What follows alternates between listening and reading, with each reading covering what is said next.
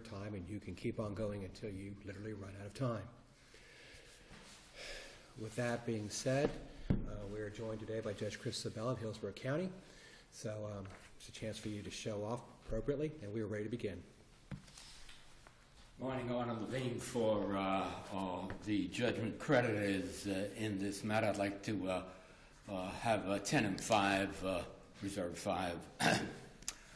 The issue here is really very basic and fundamental. Judge Williams was absolutely wrong by entering the judgment against each of the defendants, well, against the singular defendant and the parties also that I represent who never were defendants in the proceedings. So there are two different issues. Let's first talk about what happened in the context that gave rise to the entry of the judgment. There was no evidentiary presentation. There was a motion made for the entry of a judgment and nothing more. In response to the motion for entry of judgment, Mr. Hayel Swady never named a party in the proceedings. Nobody ever appeared for him in the proceedings as counsel or otherwise. Although, candidly, I represent Mr. Swady and other members of his family in other matters, I did not, at the trial, represent them in these proceedings. I filed no notice of appearance for them. I had no engagement agreement for them. Are they my clients in other matters? Yes, they are. But talking about the entry of the judgment, even against Sarasota in this particular proceeding, Mr. Swady filed an affidavit saying that the agreement, although the agreement provides that you cannot amend it by virtue of anything, an oral agreement, it has to be in writing. The law is to the contrary, and we cite that to you. Filed an affidavit saying that Mrs. Kane, in behalf of herself and her husband, extended the time for performance and that there was no counter affidavit. Nothing ever that responded thereto. In spite of that, and no evidence to the contrary, Judge Williams entered a judgment against Sarasota. Was there a request for an evidentiary hearing? Movings did not move. The Canes did not move for an evidentiary hearing, and certainly Sarasota didn't.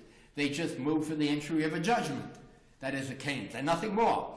The matter was not set for a hearing, an evidentiary hearing. I only appeared by telephone, as the transcript shows. There was no witnesses ever presented to Judge Williams, and it's in the nature of summary judgment, and what we have is we have an affidavit saying we have an extension of time, and nothing to the contrary. Now let's talk about the individual judgment creditors. The individual judgment creditors were never named as parties in the proceedings. Nobody ever appeared for them as parties in the proceedings. Counsel, as I'm satisfied that you read from the briefs, tried to suggest that by virtue of the fact that a pleading was served on me as counsel for plaintiff, and pleadings were served upon me, not otherwise designating me, that there's an inference to be drawn that my clients, who I do represent, the judgment creditors, the individual, the requirements of due process were served and satisfied. Well, how can that be? They were never named.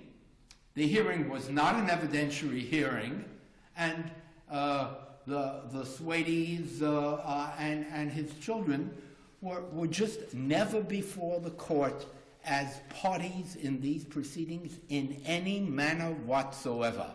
Mr. Levine, if I can interrupt you a second. Surely. Tell me what meaning to give to, maybe one of my, it's on page 10 of the settlement agreement. Of the settlement agreement, yes, ma'am. The very last sentence, the parties together with AKMS and Sawati irrevocably consent to the jurisdiction of the court in the proceedings for all such purposes. That language is there, but although the court may have jurisdiction over them, they were never made parties.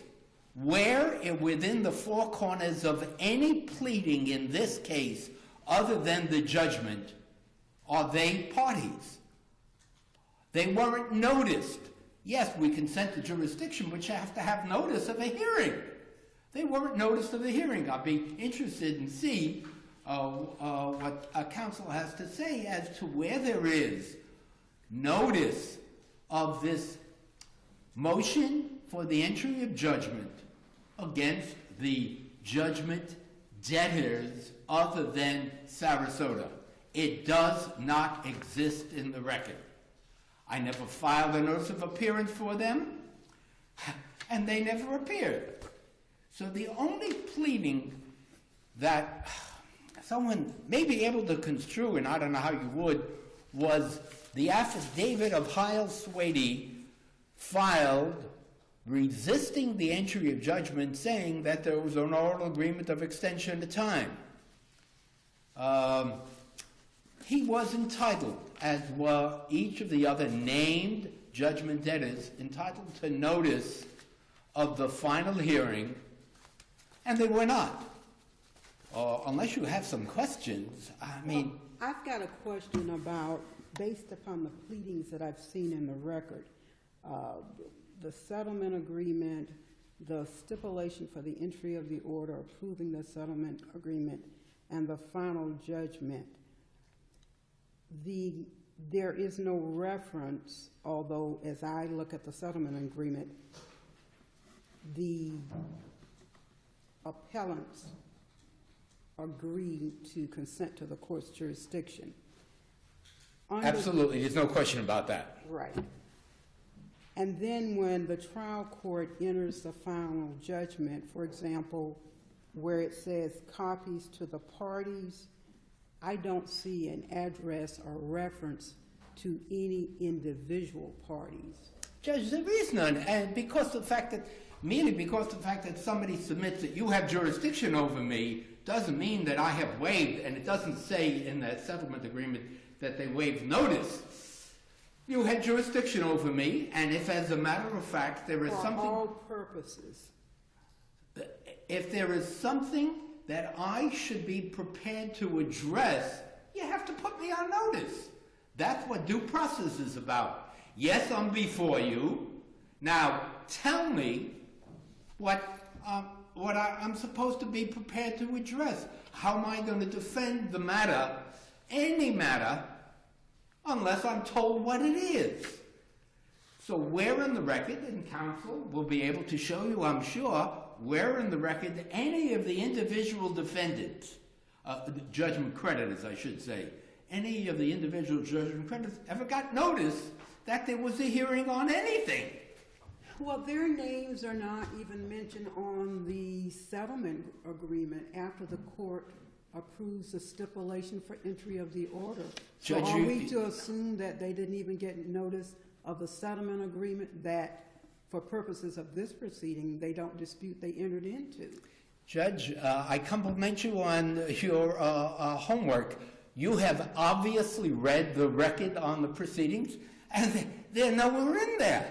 Meaning, Judge Williams, I don't know what he was thinking about, went back, took his judgment with only the argument of counsel, Mr. Mesnick on the one hand and present, who was present, myself on the telephone, arguing that a judgment should be entered against people who were not even present, who haven't received notice, who have not in any way been identified except for parties to the, in effect, the settlement agreement. And I said, you have jurisdiction over me.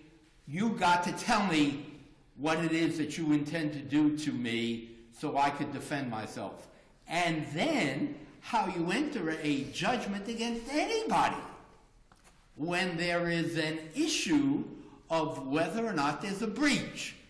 Whether there was a breach was an issue as raised by the affidavit of Heil Swady, never responded to. If there wasn't a breach, no judgment against anybody was appropriate. Thank you. Oh, we have a claim for attorney's fees that we're asking for in these proceedings.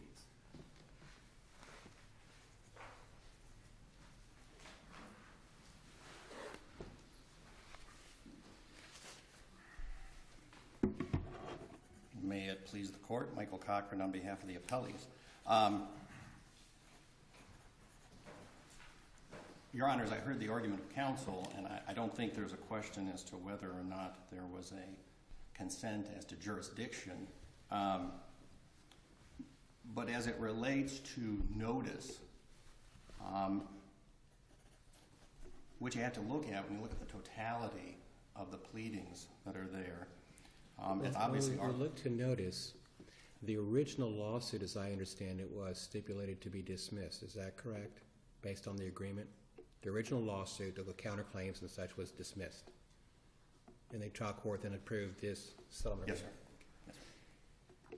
The notice that went out for this hearing referred to Mr. Levine as attorney for plaintiff. Is that right? I believe so. Okay, there's no lawsuit pending right now to identify plaintiff and/or defendant, so it must refer to the pre-existing lawsuit. Is that correct? Correct. All right. So is Mr. Levine, who did he represent in that first case? Just Sarasota Incorporated? When you say attorneys for plaintiff? Yes, sir.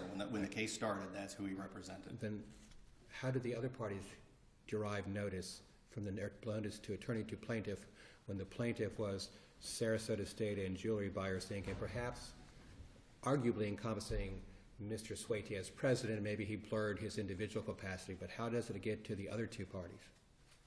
Notice our position, Judge, is that you can infer that notice to Mr. Levine was adequate based on the fact when... Doesn't the case law require you for due process to prove that notice was given, not to infer it, but to prove it, to establish it?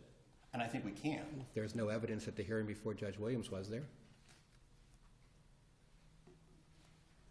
And I note in the agreement, I didn't see anything. It encompasses what will happen in terms of a default if they fail to sell the jewelry. But there's no paragraph in this agreement that says Attorney A or Attorney B is authorized to accept service. You know, it talks about for the resolution of this case, and customarily, I don't know that you can assume that the lawyer will continue to represent the client in the future without perhaps such a paragraph or a phone call. Mr. Levine, are you authorized to accept service? And again, there's nothing in the record because I don't think there was any evidence. That's my concern about due process. I've kind of laid out my sequential, so I'll give you a chance to respond to everything I've laid out. I understand, Your Honor. I think what you have to look at the settlement agreement itself, and that the only attorneys that were actually part of that agreement were Mr. Messick in our office and Mr. Levine. I think you can infer from that agreement itself that Mr. Levine did in fact represent Heil Swayte individually, Abed Swayte individually, and AKMS as they were joined in and brought into the settlement agreement. But isn't that inconsistent with the very language of the agreement?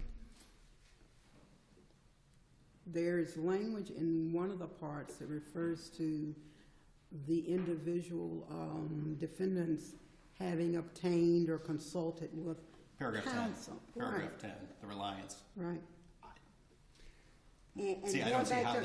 Going back to one of my earlier comments, as I scrutinized the pleadings that were signed by the trial court, and as an old trial judge, the typical procedure is that the parties are reflected and their representatives are reflected on those pleadings. I didn't find that on any of the pleadings as to these individual non-parties. So a reasonable conclusion is that until the dispute as to the settlement ripens, then there would not have been a need for an attorney. Unless there's something else in the record that supports a contrary inference, and I just haven't been able to find it. And you're right, ma'am. I think if you look at it strictly at the record, right. I agree with you. There is nothing in those pleadings that differentiates and calls out each individually. So in terms of due process, what can we base the conclusion that minimum due process requirements were met in terms of notice? My concern is not about the jurisdiction as in personal, but minimal notice.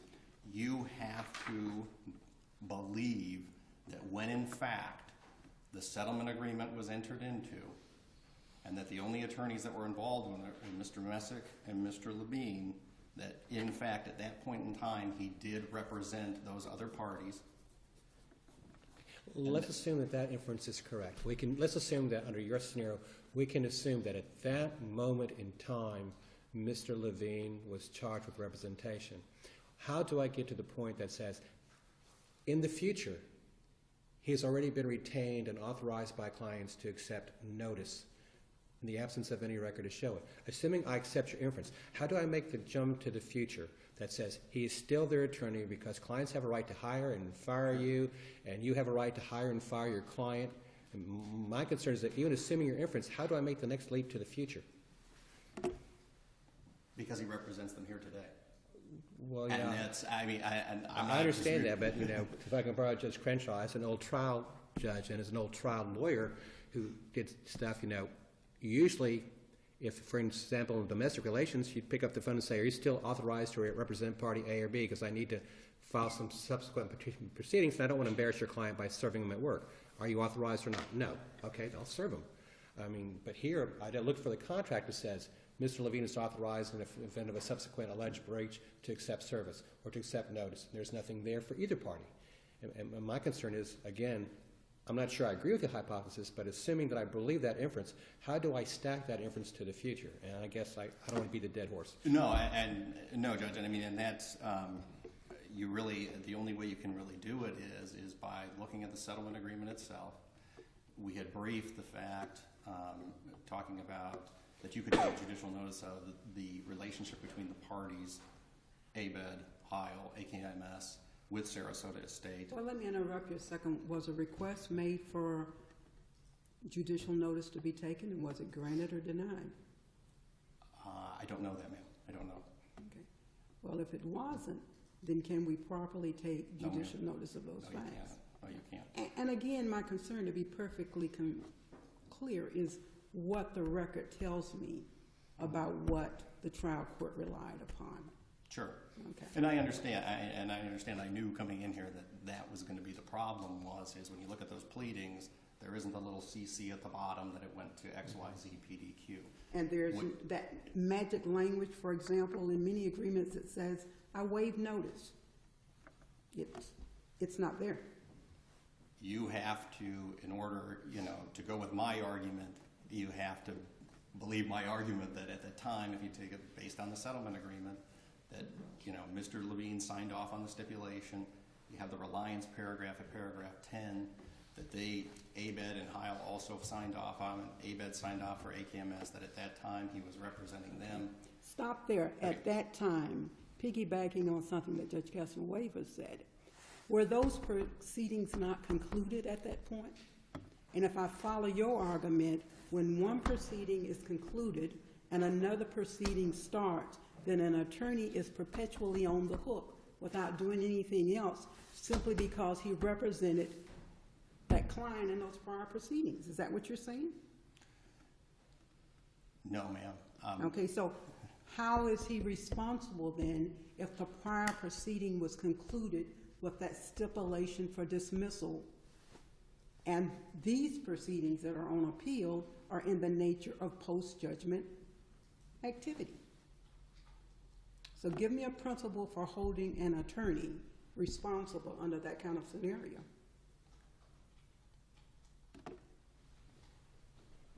Other than the fact that the same attorney has continued to be involved in other parts of the post-judgment proceeding, be it depositions and collection efforts that have taken place,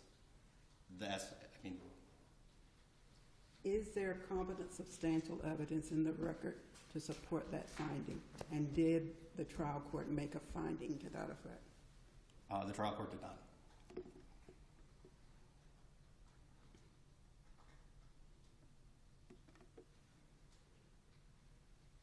So going back to my argument, You still got at least 10, 11 minutes. Okay. I don't know if that's good news or bad news. No, and that's fine. That's fine, Judge. What I think, if I could flip it then, is if you take a look at, for looking at the record, I don't believe there's anything in the record supporting their claims of a denial of due process. Let me ask you this hypothetical. Let's assume, and we haven't, voted or talked about this case. Let's assume that your theory of inferring from the record doesn't necessarily persuade the majority of the panel. What would be the remedy that you think we should send back? Do we reverse only as to two parties, because Mr. Levine arguably did make an appearance as the notice for attorney of the plaintiff for at least a corporation? Do we leave that judgment standing? Then what about Mr., is it pronounced Hayel? I don't want to... Hayel. Sawady. I'm kind of sensitive. I know how people try to pronounce my last name and often miss it, so I don't want to do the same thing. Is he in by reason of that, or how about the other two, his son and the other corporation, who, if under the theory that I'm proposing, there was no notice, do we just set aside the judgments to them? Is that the appropriate remedy? You know, because I know you don't get a chance to rebut, and just in case it doesn't go in the best case scenario, I want to give you a chance to speak. What do you think the appropriate remedy would be? I think the for this court? appropriate remedy is that, as it relates to Sarasota Estate, they had notice. Mr. Levine was there. That's who he's represented the whole way through. As it relates to Hayel Sawady, I think it's tough to argue that he didn't have notice, even individually, when he actually submitted an affidavit in opposition to what was going to transpire at the hearing.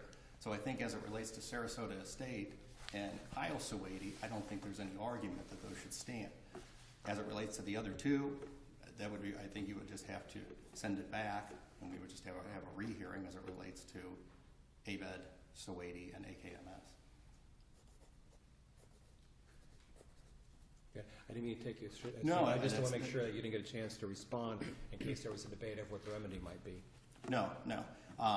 As it relates to the arguments that were made, as it relates to being somewhat of a summary judgment process, and arguments that were made concerning an oral extension, our position is those are just red herrings. The settlement agreement itself had an integration clause in it. There was no consideration provided for this alleged, oral extension. Furthermore, they had talked about in their brief about the fact that some way, that having them continue to, press on and try to sell the jewelry constituted some type of fraud. There was no agreed upon method between the parties as to how he should go out and sell this jewelry. I mean, our clients aren't jewelers. I mean, they were just purchasers of them. They wouldn't know how to tell him to do anything. So I think that's a red herring in itself. There was no fraud. And finally, as it relates to breach of the agreement, because they had no insurance in place, which was part of the agreement, I don't believe they even addressed that in any way, shape, or form. So I think the judge's findings as it relates to the breaches, we're fine and should stand. Other than that, nothing else. Sir? Thank you, counsel. Thanks, sir. I'm not going to use all of my time, although I'm satisfied that you will permit me so to do. No consideration for the extension. Looked around the courtroom for that affidavit by Mrs. Kane. Maybe it's in the brief someplace. Maybe it's in the record someplace. Hayel Sawady filed an affidavit and said, I got an extension. And it went before the court that way. I'm a Cochran, brilliant Sarasota lawyer, says there's no consideration. Okay? And if there was no consideration, it may very well be that the extension is unenforceable. But if there was no consideration, one would have thought, at least I would have thought, been doing this for a couple of weeks, I would have thought that based upon my experience, somebody would have said so. It ain't there. Number two, in response to your question, Judge Crenshaw, there was never a request for judicial notice, either below or here.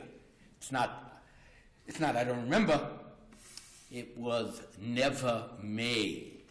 And as a matter of fact, and I was going to pass over it, they in every way tried to improperly bring into the record through their brief email exchanges between counsel, which was then stricken. They did everything they could to try to make me counsel for the judgment debtors, but this court struck all of that. No request for judicial notice, although you could have taken it if that was the basis. And then lastly, the only other point that's made is I, representing the plaintiff, Sarasota, filed for Heil, in the name of Heil Swady, an affidavit. You go to somebody who has knowledge of the facts and say, give me an affidavit. You get an affidavit and you file it. That person knows what's going on in the context of a hearing on a motion for judgment, what the implication of it is. I mean, what kind of a leap of faith is that he's asking you to make? There's only one proper ruling in this matter. One, due process was violated as it relates to each of the named judgment creditors. And as a matter of fact, Judge Williams was wrong, in effect, to grant summary judgment without an evidentiary hearing, without a notice, without a counter affidavit. And you got to send the whole thing back for a start from the beginning. Thank you so much. Thank you both. Have a safe travel.